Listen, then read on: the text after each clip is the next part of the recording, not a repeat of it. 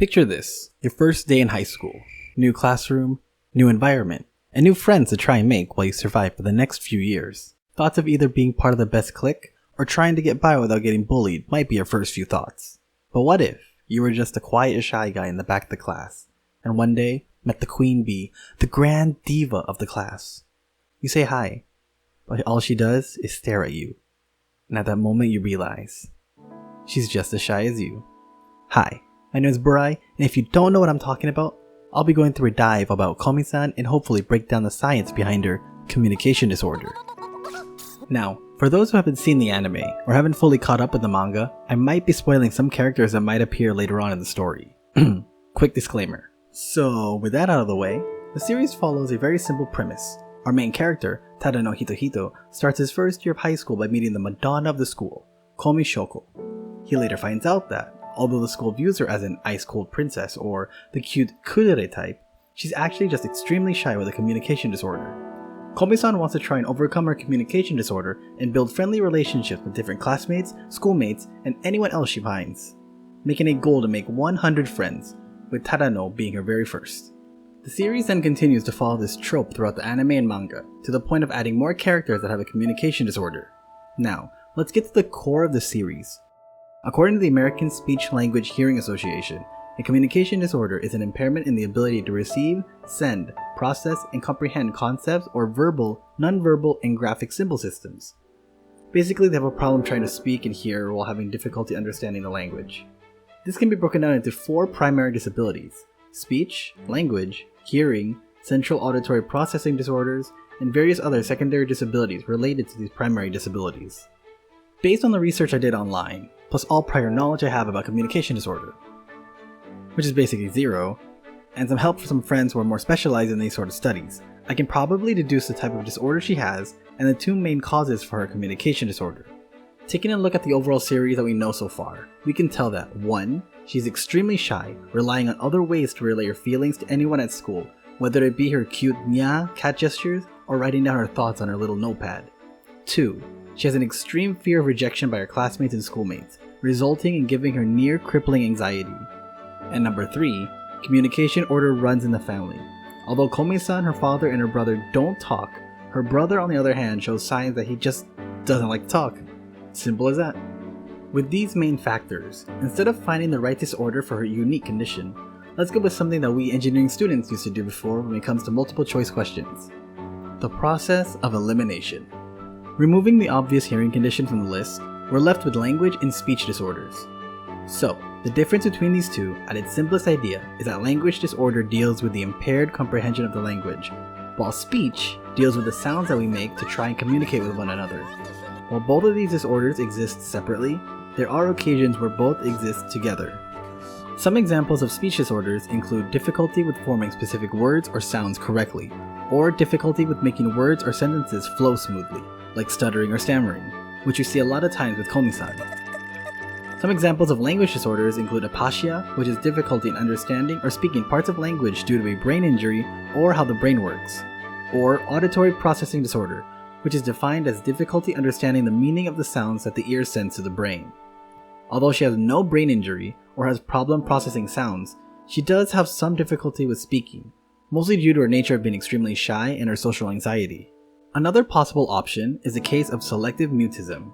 According to National Health Service in the UK, selective mutism is a severe anxiety disorder where a person is unable to speak in certain social situations, such as with classmates at school or with relatives they do not see very often. People with selective mutism tend to avoid eye contact and appear nervous, uneasy, or socially awkward. Some may appear rude, disinterested, or sulky. Others probably shy and withdrawn stiff, tense, or poorly coordinated. Or the off chance of being just stubborn or aggressive, having temper tantrums, or getting angry when questioned by parents. Although some of these traits match Komi-san's personality, one key note to point out is that a person is unable to speak in certain social situations. Throughout the series, Komi-san has had a hard time speaking to everyone, even in the comfort of her own home. With all this being said, I believe that she might just have a speech disorder, but unlike what most medical experts and online forums present, her communication disorder isn't extreme. Yes, she has a hard time trying to communicate with everyone in her class, but She also understands that she can change and grow out of her comfort zone and try to make 100 friends. Now the one question that I've seen get asked a lot is, what's the cause of her communication disorder? I do want to answer that it's because of past trauma or events that happened when she was young. But that's the easy solution, and I want to present another answer that I saw online, which is through genetics. The forum post has the premise of, what if she got her communication disorder from her father? And I do believe this is a valid point, so I did some more research online and fact checked these with some experts. And by experts I mean people who are a lot more qualified to verify any of my research online. Although speech disorder through genetics isn't common, the chance of it happening is also present. A study that I found that may or may not be true presents the possibility that genetics is a reason for a very small amount of speech and language disorder cases. Cases on SLI, or specific language impairment, shows that as many as 50 to 70% of children who have SLI also have at least one family member who struggles with the disorder. Although again, I am no expert in this field whatsoever. I am making do with the research I'm doing, so if you have anything to add, drop a comment down below. Maybe I missed something and maybe you want to add something to clarify anything. Now, if I were to be completely honest, I don't think she has a communication disorder per se. I mean, yes, I think she has a problem communicating with different people around her, but I don't think it reaches the point that it's a disorder. So I did some more digging and I looked for a lesser serious condition. SAD. No, it's not the emotion. SAD stands for social anxiety disorder, which is often termed as, well, extreme shyness. But it's totally different. The key difference is how each condition affects the person. Extreme shyness can make you more reserved in a public setting and can make you feel awkward when you first meet someone and you just, well, don't know how to act in front of them. For someone living with SAD, their anxiety around interactions with others can cause severe and obvious physical symptoms, and drive them to isolate or otherwise limit themselves in order to avoid these reactions. Probably like a NEET. If we compare this to the story of Komi-san, we can say for sure that she's just extremely shy, and she wants to overcome this by, well, making 100 friends. And throughout the series, she does get to make new friends along the way, becoming less shy around those she's comfortable with, and going outside her comfort zone to try and talk to new classmates as she advances throughout her school year. I want to end this series with one more point in the story that I'll try not to spoil.